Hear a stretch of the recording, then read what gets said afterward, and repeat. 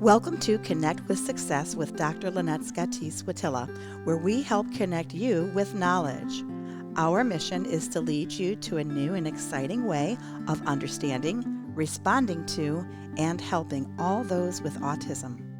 We hope to expand your thinking about how to best serve these amazing people and to support you in your daily struggles and celebrations.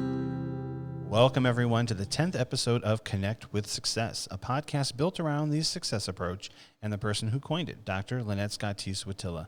Today's episode is very special because we're going to be presenting our second successful synthesis session. In our synthesis sessions, we provide a review of the key ideas in 3 or 4 episodes that were previously aired to help remind you of the information that was presented. As we visit the information, we'll help you integrate or synthesize past concepts in something useful for you in your particular situation. So let's start revisiting. What are we going to be revisiting today, Dr. Lynette? Well, in our successful synthesis session 1, which was episode 105, we reminded our listeners of the terms transdisciplinary, which was episode 101, readiness, episode 102, sense-making, episode 103, and the sensory systems, which was 104. And those are all very helpful. We're always going to be building on the success approach. Theories and methods build on each other. So in today's second synthesis, we are going to revisit the ideas of information processing, social pragmatic theory, and developmental model. Great. So what would you say are some of the key points from episodes 106 through 108 that can help our listeners further synthesize that idea? Well, the first one from 106, which was information processing, I think our listeners will remember the term schema. And schema is really nothing more or nothing less than a mental representation for an idea or a set of events. And the way that most of us develop schema is through experience. We have the item and we're either looking at a feature of it or an attribute of it, and we're relying on our past to sort of build on what we know about it. And that's all happens very naturally and normally. But sometimes when we have special needs individuals, or especially children with autism, they have what the listeners will remember is a Gestalt learning style, which means that they kind of learn things in a whole sort of way. And they have a hard time generalizing. So what you might remember us really hitting hard is when we expose our kids to new ideas or new concepts, we have to make sure that we're giving them the opportunity to sort of generalize from the get-go. Otherwise, they think that, there's only one way to go to grandma's house, and it's 2 lefts, a right, and a left. And that sort of Gestalt memorization of an experience like getting to grandma's can stop them from being adaptive when there is a detour one day, and you have to take 2 lefts, a left, another left, a right, and a left. So we want to help our audience be reminded that this is neurological. This is how our brains are wired. If we can learn in a sequential way, then we have a good outcome for schemas, and we can access information that's been memorized, and we can recall and use it. Kids that have a Gestalt learning style don't always have that ability to generalize, and so they're going to recall information by associations that we don't even think of, like how many lefts and how many rights there is to grandma's house. We don't retain that, those of us who are sequential learners. So that's just an important difference to remember. And if our memory serves correctly, then we moved into the social pragmatic theory, where we talked a little bit about reciprocity. Yes, we did. And a lot of people don't understand that reciprocity is nothing more than a ping and a pong to a relationship or to an interaction. And one of the things that we always want to try to remember is that communication, first of all, has a lot of different purposes, or it serves a lot of different functions. Sometimes we're requesting, sometimes we're protesting, we're commenting, greeting, sharing ideas, expressing ourselves. And so we all have these preconceived notions of what our interaction is going to be about or how it's going to go. And we have to remember that individuals with autism don't always have that same perspective for what communication is all about. And so we first have to make sure that we understand what are they looking at, where is their attention. And if we can join them in their attention, we're going to be able to interact much better. And that's kind of foreign for most people. So we have to remind our listeners, and we will as we go on, of little examples of that. And then we moved into developmental theory, right? We did. And one of the things that we really emphasize in developmental model is the importance of play. Play is the child's work. And through play, all sorts of things happen. Motor skills develop. Cognitive ideas are understood and grasped and processed. And socialization, and understanding how one thing impacts the other and how the environment influences us. All these things are sort of learned through play. And that's important to know because sometimes we don't engage our kids in play. We're too busy working on toileting or trying to get them to talk or trying to get them to listen or socialize. But if we can play with them in a way that meets their needs at their level, always going from their perspective, we can expand new concepts through that play. All right, welcome back to Connect with Success. We're going to head into the meat and potatoes of this episode. In this particular synthesis session, we're going to do something a little different. We're going to take a look at the last three models and theories that we've looked at in our episodes, and Dr. Lynette's going to try and give us how it can kind of be woven into one good example. So, Dr. Lynette, what would that look like if we started looking at information processing, if we're looking at developmental model, we're looking at social pragmatic? Help us out. What would that look like? Okay. So what we do here at ITC, as many people know, first of all, we're a teaching facility in addition to being a training facility and a treatment center and all that stuff. And we therefore have a lot of students that we've entertained over the years, hundreds and hundreds of students at the college level. And right now we have two amazing students from Gannon University, which is in Erie, and they're the master's level OT program. And so as their supervisor, their fieldwork supervisor, I'm in the trenches and I'm explaining things to them. So a good example of how some of these theories work together came to us as we were working with a little 3-year-old, actually I think he's going on 4, who needs help playing. He's very high energy. He doesn't have great tone, so he's a little floppy, kind of thin child. Beautifully excited, beautifully engaged, really wanting to live his life in a high energy kind of way. And that comes out in play. So automatically we're thinking developmental model because we're talking about play. And so the students were introducing these activities. And I asked them, what is the goal of your activity so that when I take over to show you how I would do it, I reach that goal. And the students just wanted him to learn how to play with a game that required holding a tool. It was a magnet tool shaped like a little bird with a long beak. And they wanted them to, they wanted the child to take this little beak thing and align it with a worm, quote unquote, little wooden worms that had a metal piece on the end that served as the other part of the magnet, and pull these little worms out of a pretend log. It's a very cute game. And so there's different colored worms and such, and only one little tool of this magnetic beak. And so knowing this child the way that I did, I wanted to make sure that the students were first meeting the needs of his body. Okay, so postural readiness, okay, way back to the original episode 101. But before we can play, we have to be able to attend and reach and manipulate the materials. So the first thing I did was help this little guy sit, and he did. And then the magnet, this little bird beak, was introduced. And he took it, and he inverted it so that the beak was in his hand versus exposed, and the sort of mallet handle end was exposed and available. So he chose to bang it on this little plastic wooden log in which these worms are housed or embedded when they're dropped in just right.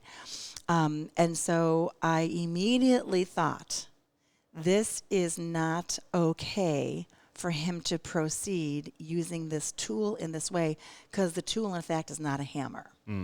So at that point, the option was to go get a hammer and ball activity. And a lot of people have the opportunity to have those little cobblestone sets where you can, hammer away, or Discovery Toys makes a lot of bang-a-ball sorts of activities. That's a real common pre-construction kind of activity for kids his age. And because one wasn't handy, I had to reshape his experience so that he almost forgot that he was banging. I had to manipulate the tool in his hand so that the beak end versus the holding end was exposed and could approximate the magnet. And as I thought about the best way to do this, I realized I'm going to have to rearrange it in his hand. And that's going to feel like I'm taking it away. So all this is coming to me instantly as I'm deciding how to manage this accidental banging. And I decide to quickly sweep in with both of my hands over his, quickly rotate the toy in his hand or the tool and bring it to a worm that I held in my hand so he could see how the end of the worm and the end of the beak go together. And all this is before associative play. So you're really building the schema of what this play is going to look like. That's right. Okay. That's right. He's not even including me as a partner. I'm a mechanical assistant at this point. So he can succeed with this game and learn how to take the little guys out, these little worms in and out without banging. So the point of the story is there's so much that goes into setting a child up to succeed, from postural to curbing maybe their original idea for it, but without doing anything to disrupt their initiative, being careful not to reprimand or correct them. And I said to the students, probably after the fact, so many people would have said, no bang. Mm-hmm. And it's natural because you're trying to get them to stop. But we don't realize as adults that our power doesn't come from negation of something or stopping them. It comes from readjusting or reshaping their experience so that you're actually making contact with the material the way the material is designed to be connected with or connected to. And so that was a very easy, quick maneuver that I did. And he realized, oh, this connects to this worm. That's kind of cool. Now, he still wanted to bang on it. And every time I reshaped it so that he only had the experience of the tip of the beak joining to that magnetic counterpart of the worm. And at one point, he was holding it up, sort of dangling it and watching the worm kind of move. And it was a really good outcome that could have been really, really, really wrong or not so good for the child if we didn't reshape it, because he would experience that as a banging opportunity or banging activity when there really isn't anything about it that should be banged. In fact, if you do bang the little worms into the receiving log, this little plastic log in the holes, they go down so deep you can't retrieve them. Oh. So, and that's something we didn't have to encounter because we shaped it properly. Nice. So the social part of all of that is I would also balance that with me shaping or showing him my turn. So after a couple of times of quickly intercepting his mechanics, I would say, Miss Lynette's turn, and I would take a worm out and say, yay, I found it, and bring it to him almost like as an offering or a gift. And he'd take the worm and explore the worm. So it's very quick, very 2 to 3 seconds of my turn, not taking it from him, but bringing it to him after I got it so he knew he was going to get something. And the first time I did it, the students noticed, he was like leaning forward and trying to almost take it from me. But I moved so fast and brought it to him that my second episode of fishing for a worm myself, he sat the whole time and just kind of knew that the worm was coming. Was coming his way. Without me saying anything about sitting or waiting or anything more. I just worked in a fast enough way that his experience was, I'm going to get something out of this. Right. So it's very refreshing to have that happen so fast. Great. So then tying this back to information processing. The schema that this little guy was able to develop wasn't a schema reinforced for banging. He already has that schema, right? It was a more sophisticated, higher developmental level or higher developmental skill of joining two parts that need to be approximated, which is a very distinct visual motor task for the sake of removing something. So it's almost the opposite of banging. Instead of putting things together, he was removing something that was in a hole that the magnet allowed him to pull out. And that's very different. That information processing could have gone, again, the wrong direction, and he'd be stuck in just a kid that can bang very well and not a kid that could take it to the next level. Right. And so, I mean, it really does tie in all of these various models and theories that is all part of the success approach. I mean, you even took it right back to square one when we talked about observing the readiness to learn. Yep. And it is square one. And there's so many squares that come after square one. Now we're at the 6th theory that we've shared. We have 2 more important ones coming up in future podcasts. And we're just following the exact format of our training program where all the 7 theories of the success approach are introduced in a very linear way.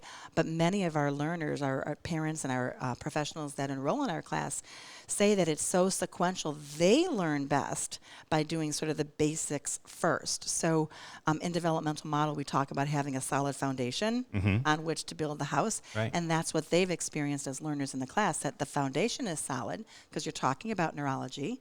You're talking about neurodevelopment, you're talking about readiness, and then all the skills that come from that well-integrated, ready body and brain are all of the other 6 theories that we add to that foundation. And I love that you started with the idea this was going to be a developmental model situation. But then after looking at what was happening, like, we have to roll it back to a couple of pieces and kind of start from there and then work our way up. Yes. And I knew to do that, Dr. Smith, because as I gave this little guy the materials, which some people don't do, some people take it and do it themselves to show the kid what to do. I wasn't interested in showing him what to do. I wanted to see what he would do because that tells me what? Where he's at. Where he's at. And you are the king of knowing. You have to know your students. Have to know them. And this is what we do. These are our students. These are our patients. These are our kids, our students. And so by giving him the tools, literally, I was able to see what tools he needed from me to build the next level up. And he did right before our very eyes. And, one of the students in her very honest reflection was just shaking her head after with this big grin. And she said, Dr. Scotese-Wojtila, how did you know exactly what he was going to do? It's so cool that you predicted every single thing he was going to do. And, I take that for granted because I've done it, and a lot of veterans out there can relate to what I'm talking about, teachers, therapists, whatever intervention models you follow as a professional. You kind of get used to, I guess I do that pretty second nature, don't I? But in the success approach, you don't have to be a professional to be able to do that well or to be able to do it second nature, because everything is about the child's perspective.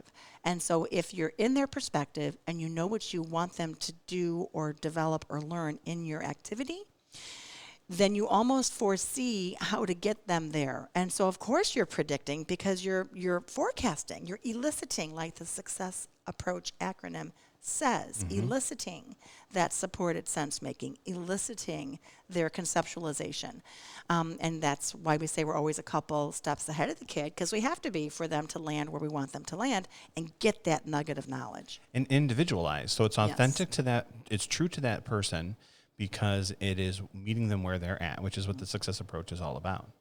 We say that a lot in education in terms of differentiation, and we look at it in this grand scope of how can we possibly differentiate for 30 kids in the room. But it just takes a lot of planning, a lot of strategic planning as the success approach brings to it. Individualization is where it's at. And I think that when you don't have individualization, there are some learners who are lost on certain things or get things processed differently or slower or in a way that really isn't fair to their God-given potential to grasp something because it wasn't truly, no one was thinking about tailor-making the content to them. Right. And that leaves them something to be desired in the learning process and can actually turn kids off to learning. My one of my people in my family who's now much older had a learning disability when this was 60 years ago. And I remember not having a very good feeling from this individual about school because it was a turnoff. He couldn't grasp what was being shared. He even went to multiple different schools at the time, and he ended up being a very, very skilled person in the blue-collar world, which is great. There's such an important need for that kind of skill. But it was because he could and would learn through hands-on. And that kind of work tends to lend itself to those kind of learners, and that's where he ended up. And that's where he should have ended up. But without the drama and the tears and the frustration, that could have been a lot easier for him to land there. If they would have recognized that he learned relatability as opposed to just facts and figures, and because it's too abstract for those for some individuals. That's why I love at the high school level, and you're so in the trenches of knowing this kind of access for kids. They have things like shop and woodworking and computer work and hands-on stuff. And that's really good for those people who are haptic learners, hands-on learners. And it's not everybody, but it's enough that they are putting programs in and have been for years to reach those individuals as well. Well, that was a wonderful way to synthesize in a very concise manner some of these theories that we've been talking about. As you mentioned, we have 2 more coming up in future episodes. So we'll be right back to kind of wrap up what we heard today. So as we start to address the wrap-up for this episode in this particular synthesis session, we looked at the three theories and models of recent. We've talked about information processing. We've looked at social pragmatic. We've looked at developmental model as well. And I'm going to say this again, what I love about this is how all of these interweave with one another to make a successful plan for someone who needs a little more development in those skills, right? And so how would you wrap up this episode for us with these three theories? So I think what's really important about information processing is the idea of schema and how everything we do is going to either help a child learn the right schema or the wrong schema. It's equal opportunity learning, good and not so good. So we really have to be careful about how we support children to make sense of what's happening around them.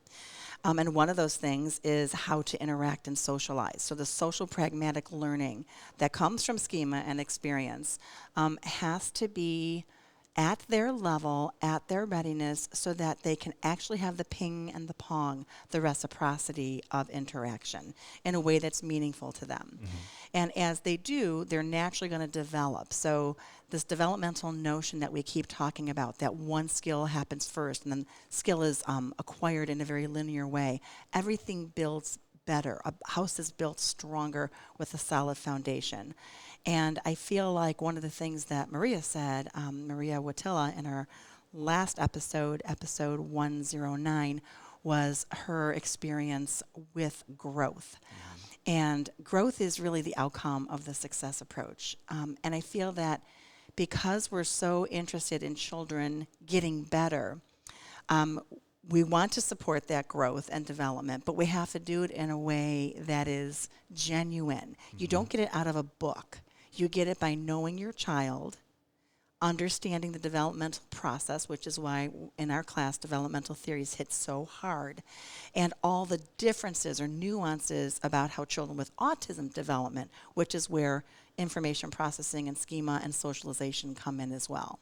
Yeah, it makes it worthwhile for them. Yeah. And it's one of our friend Dawn Kendrick, her favorite word is authentic, raw, right? Yes, real. And right. getting right back to what's important to them and how they can relate it to that practice to make it meaningful for them. That's right. And, just so you know, and I love this episode because you gave us a great visualization of all three of those theories and models with the one example of the student that you were working with, so much so that I was visualizing what this toy even looked like. Yeah. So if you were doing the same thing, we're going to put a picture of this toy in the show notes because my curiosity is piqued. Yeah. And I want to be able to see what it looks like. Yes, and I think down the road we may actually be able to include some videos going forward so you can see some of this in action. So stay tuned to that in the future as well.